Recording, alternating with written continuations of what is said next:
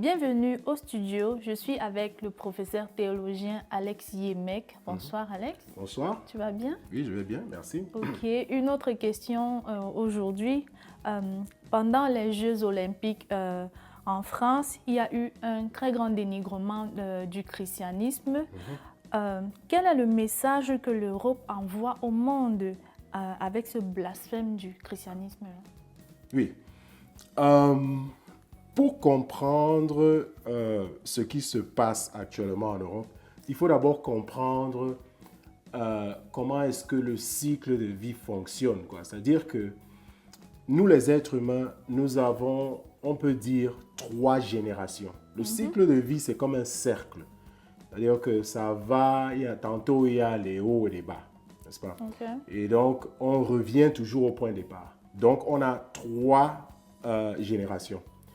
Première génération, c'est la génération de ceux qui font le sacrifice. Première. Deuxième, c'est la génération de ceux qui bénéficient de ce sacrifice-là. Et puis la troisième génération, c'est ceux qui vont chuter, ceux qui vont perdre tous ces bénéfices-là. Et puis après, le cycle va recommencer avec le sacrifice. Alors maintenant, parce que ce n'est pas quelque chose, parce que c'est quelque chose de graduel, ça va très graduellement, on peut donc diviser ça même en 6. On peut dire qu'il y a la génération de ceux qui sacrifient, la génération de ceux qui sacrifient un peu et qui bénéficient un peu, la génération de ceux qui bénéficient entièrement, la génération de ceux qui bénéficient un peu et qui vont chuter un peu, et la génération de ceux qui vont chuter entièrement, et celle de ceux qui vont chuter un peu et recommencer à sacrifier un peu. Okay. Voilà, donc la génération occidentale que nous voyons aujourd'hui, c'est la génération de chute. Tout le monde accepte que l'Occident est en déclin aujourd'hui. C'est-à-dire que ces gens-là et ce qu'ils font, ils n'ont aucune idée de ce que leurs ancêtres ont fait. Le sacrifice de leurs ancêtres, ils n'ont aucune idée. Et donc, ils ne font pas ça exprès. Ouais. Alors, il faut comprendre comment est-ce que la génération occidentale du sacrifice a commencé. Ça commence à la naissance du christianisme. C'est-à-dire que l'Église catholique est la toute première Église chrétienne. Pendant 400 ans, ils ont été persécutés pour le christianisme. Après la mort de Jésus, la mort des apôtres, la persécution du christianisme a commencé. Ça a continué, on veut dire, à partir de Jésus, et puis ça continue. Et donc, pendant 400 ans, ils ont sacrifié, mais ils n'ont pas abandonné. Et donc, après ça, quand Constantine, l'empereur Constantine, va donc s'initier dans le christianisme ou alors se convertir, en ce moment-là, le christianisme va commencer la liberté. Et c'est à partir... La liberté, dans quel sens exactement? Oui, c'est-à-dire la liberté d'expression, c'est-à-dire la liberté de pratiquer le christianisme. Voilà. Et donc, à partir de là, le christianisme commence à fleurir. Parce qu'il est très important de dire que l'Occident, le christianisme n'est pas une religion ou alors une spiritualité occidentale, non. Eux, ils ont seulement adopté ça. Alors, mais quand ils adoptent, ils laissent tomber toutes leurs croyances. Et donc, le christianisme devient donc non seulement une spiritualité, une religion, mais aussi une tradition, la culture aussi. Ils n'ont plus rien d'autre. Et donc, quand ils adoptent ça, ils vivent donc par rapport aux enseignements du christianisme. Par exemple, au XIIIe siècle, c'est pour la première fois qu'on va voir la population commencer à remercier Dieu pour le fait qu'ils sont en train d'évoluer. La vie est en train de s'améliorer. Et comment ils le font? Ils construisent des cathédrales. C'est là où on va voir les premières cathédrales, les cathédrales catholiques qu'on voit là. Voilà. Comment c'est beau et tout ça. Voilà. C'était une manière de remercier le Seigneur pour les bienfaits qui arrivaient dans leur vie. La communauté chrétienne a commencé à fleurir. Il y a autre chose, par exemple, quand quelqu'un devenait un empereur, il était couronné par le pape. C'était une manière de dire que Dieu accepte cet empereur. Donc, il fallait que ce soit le pape qui couronne l'empereur. Et donc, ça leur donnait la conviction qu'ils étaient acceptés par Dieu. Donc, voilà comment l'Occident commence leur sacrifice et comment ils commencent à évoluer. Bénéficier. Voilà. Quand on arrive donc à la génération d'aujourd'hui, eux, qu'est-ce qu'ils font? Avec effectivement ce qui se passe aux Olympiques en France, officiellement, ils rejettent cette culture-là. Oui. Ils sont en train de dire, écoute, nous, on ne veut plus ça. Nous, moquerie. Effectivement. C'est ça qu'ils sont en train de dire. C'est le message qu'ils sont en train d'envoyer. Qu'eux, ils sont déjà des dieux eux-mêmes. Oui. Et vu que les temps ont changé aussi. Effectivement. Mais on ne les blâme pas parce que c'est comme je dis, c'est le cycle de vie. La génération de la chute n'a aucune idée de ce que la génération du sacrifice a fait pour avoir ce qu'ils ont. Ils n'ont aucune idée. C'est-à-dire que même si tu leur expliques ça comment, il n'y a rien. Ils ne savent pas parce qu'ils n'ont pas... Quand tu n'as pas travaillé sur quelque chose, tu ne connais pas Effectivement. le poids, hein, tu ne connais pas l'importance. Voilà. Parce que celui qui rejette son identité, parce que l'Occident qui prend le christianisme comme étant sa culture, sa tradition, sa religion, sa spiritualité, ils n'ont rien d'autre. Si tu enlèves le christianisme en Occident, il y a quoi d'autre? Il n'y a rien. Et donc, quand tu rejettes donc ça, c'est fini. Il n'y a plus rien qui reste. N'est-ce pas? Et alors, donc, comme ça se fait en transition, il y a donc beaucoup de signes qu'on a commencé à voir, qui a commencé à nous montrer ces choses-là. Mais c'est très graduellement que ça se passait. Par exemple, je vais parler des guerres. Quand le christianisme, l'Église, par exemple, va en guerre pour la première fois, c'est pour défendre l'Église. C'est-à-dire que les musulmans étaient venus et ils ont commencé à prendre les terres des chrétiens à l'époque. Et ils empêchaient les chrétiens à aller faire le pèlerinage. Au début, l'Église a essayé de négocier avec eux. Mais quand ça s'est empiré, l'Église a décidé non. Et de là, on va appeler la première croisade. C'est-à-dire que le pape a demandé aux chrétiens de se lever et d'aller en guerre. Et on appelle ça la croisade parce que ça vient du mot croix. Voilà pourquoi dans leurs uniformes, ils avaient la croix. Donc, ils sont allés défendre et ils ont battu les musulmans. La première et la deuxième croisade, la même chose. C'était uniquement pour défendre. Ce n'était pas pour aller attaquer. Mais de nos jours, qu'est-ce qu'on voit? On voit des gouvernements en Occident qui, pour eux, la défense veut dire attaquer pour ne pas se faire attaquer. Voilà. C'est comme ça qu'eux, ils définissent ça maintenant. On voit dans le changement. Quand l'idéologie devient que, il faut attaquer pour mieux se défendre, en ce moment-là, si ceux que vous attaquez, eux, par exemple, ne voulaient pas vous attaquer, alors vous les aurez attaqués pour rien. Pour rien, pour la mauvaise cause. Oui.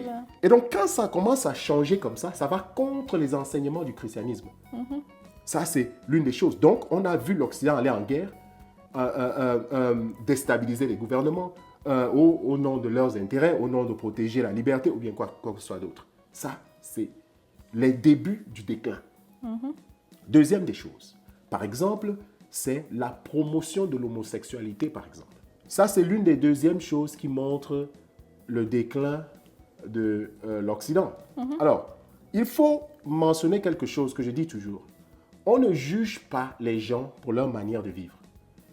Qu'une personne décide, un homme décide de sortir avec un autre homme, ou alors une femme décide de le faire, ça c'est leur vie personnelle. Donc, je ne suis pas là pour les juger. Et même dans le christianisme, on ne veut pas juger les gens. Parce que, par exemple, quand les prêtres juifs ont pris les cailloux et ont commencé à jeter sur la prostituée, Jésus est venu la protéger, la prostituée. Et il leur a dit, si vous n'avez pas de péché, commencez à lancer la première pierre. N'est-ce pas? Il n'a pas jugé la prostituée. Mais quand la prostituée paraît, lui dit, va, moi aussi je ne te juge pas, mais ne pêche plus. C'est une manière de dire quoi? C'est une manière de dire que nous ne sommes pas là pour juger comment les gens vivent, mais il ne faut pas faire la promotion d'un vice. Alors, pourquoi est-ce que c'est un vice qu'un homme et un homme soient ensemble ou bien qu'une femme et une femme aillent ensemble? L'être humain est fait pour procréer, n'est-ce pas? Et donc, c'est la mission de l'être humain. C'est la première des missions. Allez et multipliez-vous. Moi, je ne vais pas aller du côté religieux de l'aspect, mais je vais aller du côté naturel. C'est quoi? C'est que quand vous ne faites plus ça, votre population va diminuer. Oui. Et quand votre population diminue, ça devient une menace nationale. Parce que, par exemple, si vous étiez 1 milliard et que maintenant vous êtes 500 millions, et que quand vous étiez 1 milliard, vos voisins avaient peur de vous. Maintenant que vous êtes 500 millions... Vous êtes un peu plus vulnérable. C'est parti. Ouais. Donc, vous, en faisant la promotion de ce genre de vie-là, vous êtes en train de vous tirer vous-même directement dans le cœur.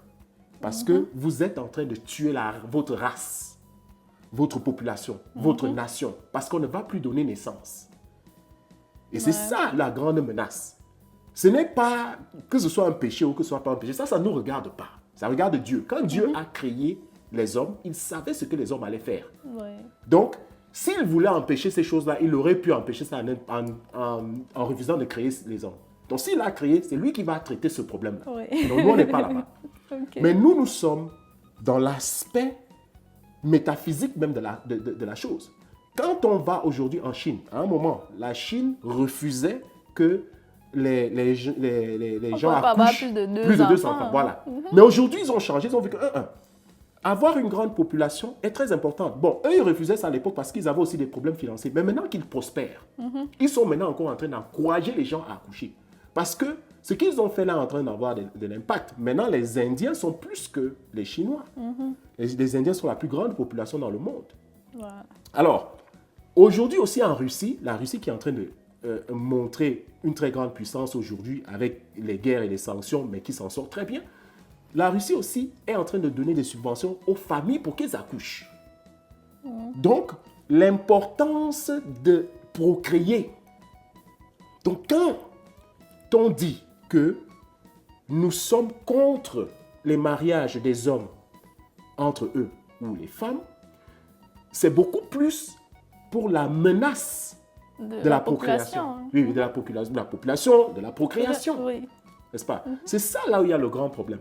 Et donc, on va voir que dans le monde aujourd'hui, les Occidentaux, eux, ils ne disent pas seulement que, écoute, il ne faut pas persécuter la communauté LGBT. Ils ne disent pas seulement ça. Eux, ils disent qu'il ne faut pas persécuter, mais en plus, ils font aussi la promotion de cette vie-là. Et ils ne se limitent pas que... Voilà, ils ne se limitent pas seulement à dire ne persécutez pas, mais ils font la promotion. C'est-à-dire que pour eux... Ils s'imposent, ils doivent vivre comme... Voilà, c'est-à-dire que pour eux, qu'un enfant, même un enfant, doit être à mesure de choisir. Alors que c'est très dangereux, puisque les mineurs, si un mineur ne peut pas être blâmé, par exemple, pour certains crimes qu'il est en train de faire, comment est-ce qu'on va lui donner le choix de décider s'il veut changer son sexe? C'est ça le problème. C'est tout un système qui est en train de se détruire. Voilà. Donc, ça aussi, ça va contre le christianisme. Aujourd'hui, au Japon, par exemple, la population est en train de mourir parce que les couples ne se mettent pas ensemble. Est-ce qu'ils ont un problème des hommes? Non, non, non. Eux, ils ont plutôt un problème des gens qui ne veulent pas sortir ensemble. C'est-à-dire que les hommes sont beaucoup plus concentrés dans les jeux vidéo, des trucs comme ça. Ils ne veulent pas avoir des relations avec les femmes. Oui, les vies de famille, oui, oui. Et ce sont les femmes qui cherchent les hommes, mais les hommes ne sont pas intéressés. Et c'est une très grande menace au Japon aujourd'hui. Et donc, on voit que quand il y a un problème de procréation, c'est grave. Donc, ça, c'est un deuxième exemple que je voulais montrer. Troisième exemple que je vais montrer, qui montre le déclin de l'Occident aujourd'hui, c'est regardez ce qui se passe aujourd'hui en Palestine. En Afrique du Sud, quand le gouvernement des Blancs d'Afrique du Sud il y avait ce qu'on appelle l'apartheid, où on séparait les Blancs et les Noirs, et les Noirs étaient maltraités. Le monde, en ce moment-là, l'Occident était encore dans une génération où il trouvait que ce n'est pas juste. On a sanctionné le gouvernement d'Afrique du Sud et tout. Nelson Mandela c'est lui qui était le leader du mouvement de la libération de l'Afrique du Sud, même étant en prison. Et donc, le monde entier l'a supporté. Mais par contre, la génération d'aujourd'hui nous trouve que l'Israël peut faire ce qu'elle est en train de faire en Palestine sans problème. Aucun pays d'Occident a donné des sanctions à Israël. Les Palestiniens continuent de mourir tous les jours. Des bombes, de la malnutrition, des maladies comme la polio est revenue encore. Très récemment, on parlait de ça et tout. C'est grave, n'est-ce pas? Et donc, ce qui fait que eux, la génération occidentale d'aujourd'hui ne trouve pas qu'il y a un problème. Ne trouve pas que quelque chose de normal. L'Afrique du Sud se lève, c'est eux qui sont à la cour pour essayer de se battre pour la Palestine. La Turquie a donné des sanctions et tout. Donc, l'Iran est en train de se battre là-bas. Mais aucun pays d'Occident ne trouve qu'il faut sanctionner Israël pour ce qu'elle est en train de faire en Palestine. Nous tous, nous voyons comment ces gens se font massacrer tous les jours. Et voilà. Il y a beaucoup de choses. L'une des dernières choses que je vais montrer, c'est la liberté d'expression n'existe plus en Occident. C'est-à-dire que dans tous les pays, on peut aller. On peut aller, par exemple, si tu veux mal parler du Cameroun, tu peux aller en France.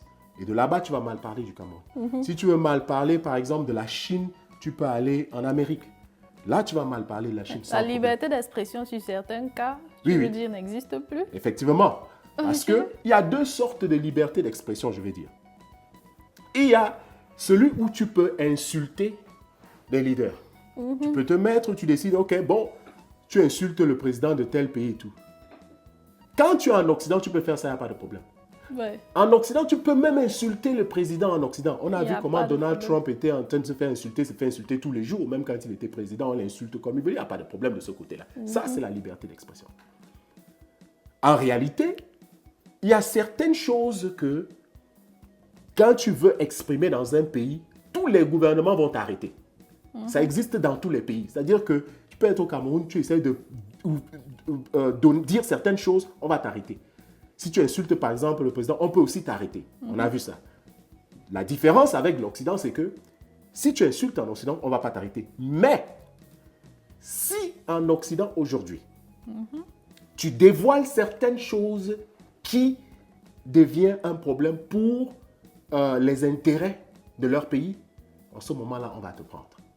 Okay. La différence qu'il y a avant et aujourd'hui, c'est que quand l'Occident était encore la puissance du monde et tout, ils nous disaient que dans leur pays, il y a la liberté d'expression. On peut dire ce qu'on veut. Il n'y a pas de problème. Maintenant qu'ils sont en déclin, la liberté d'expression voilà, est limitée maintenant. Voilà. Si on insulte le président, ça va, on te laisse. Mais si tu montres les défauts du gouvernement, par exemple, on a vu un journaliste qui s'est fait arrêter en Angleterre à cause des Américains, qui n'est même pas américain, parce qu'il avait montré comment les soldats américains tuaient des innocents en Irak. Un journal qui n'a rien fait de mal. Mais il a été mis en prison. Il a montré ça dans son site et on l'a mis en prison pour ça. En Angleterre. Donc, même pas aux États-Unis. C'est-à-dire que vous faites quelque chose, les Américains veulent vous prendre. Tant que vous êtes dans des pays qui sont alliés avec eux, ils peuvent vous prendre là-bas. Ce gars n'est même pas citoyen américain, il n'a pas mis ses pieds aux États-Unis, il n'a rien fait contre les Américains, il a simplement exposé la vérité et on l'a mis en prison. Aujourd'hui, pendant qu'on est en train de parler, le propriétaire de Telegram est en prison en France aujourd'hui. On l'a déjà relâché, mais on lui a porté plainte. Il a au moins 12 charges contre lui. Et les charges, c'est quoi? C'est que il ne veut pas coopérer avec le gouvernement de l'Occident. Pourquoi? Parce qu'ils disent que il y a le terrorisme qui se passe sur Telegram, il y a le kidnapping des enfants dans Telegram, et que parce que lui, il est propriétaire de Telegram et qu'il ne veut pas coopérer avec le gouvernement, il est complice de ce qui se passe. Alors, voyez un peu ça, comme ça. C'est-à-dire que c'est un peu comme si quelqu'un, celui qui a inventé Toyota, invente la voiture Toyota et il vend ça. Et un terroriste achète la Toyota et conduit. Lui, il n'est plus responsable de ça. Voilà, il n'est pas responsable, mais on fait de lui responsable de ce qu'un terroriste a fait parce que c'est lui qui a créé. Oui. Tu vois à quel niveau ils sont déjà arrivés. Donc les gens qui se disent encore que quand tu es en Occident, tu peux parler librement et tout ça, doivent faire attention. On n'est plus à ces niveaux-là. Tu vois à quel niveau ils vont déjà. Tout ça pourquoi? Parce qu'ils savent qu'ils sont en déclin. Le monde unipolaire est en train de mourir pour donner naissance au monde multipolaire. Et c'est ça qui fait en sorte que toutes ces choses que nous sommes en train de voir là aujourd'hui nous montrent le déclin de l'Occident. Donc, quand on revient donc sur cette question-là, qu'est-ce qui se passe? Quel est le message, même de ce qu'on est en train de voir? Le message est que l'Occident est en train de dire, nous rejetons tout ce qui a fait de nous ce que nous sommes. Et nous avons commencé à le faire depuis. Mais est-ce qu'ils sont vraiment conscients de ça, la manière dont tu parles? Pour eux, ils savent qu'ils sont en déclin. Mais ils croient qu'ils sont en train de bien faire. C'est-à-dire que eux, ils ne se disent pas que ce qu'ils font est mauvais. Non, non, non. Quand on leur pose la question, oh non, ils donnent la liberté d'expression à tout le monde. C'est ce qu'ils se disent. Oh non, il faut protéger nos intérêts. Oui. Parce que ils ont toujours été au-dessus. Ils ne se sont jamais vus. Au bas. Oui, oui, ils n'ont jamais su qu'ils peuvent arriver à ce niveau où on peut sanctionner la Russie et la Russie est en train de les battre en Ukraine. Ils ne se sont pas dit qu'un jour la Chine va être la première économie mondiale. En France, par exemple, aujourd'hui, ils ne se sont pas imaginés qu'un pays comme le Niger pouvait commencer à demander un prix normal pour leur uranium par rapport aux miettes qu'ils étaient en train de recevoir. Ils n'ont pas su qu'ils allaient arriver à ce niveau-là. Et donc, tout est en train de s'écrouler devant eux.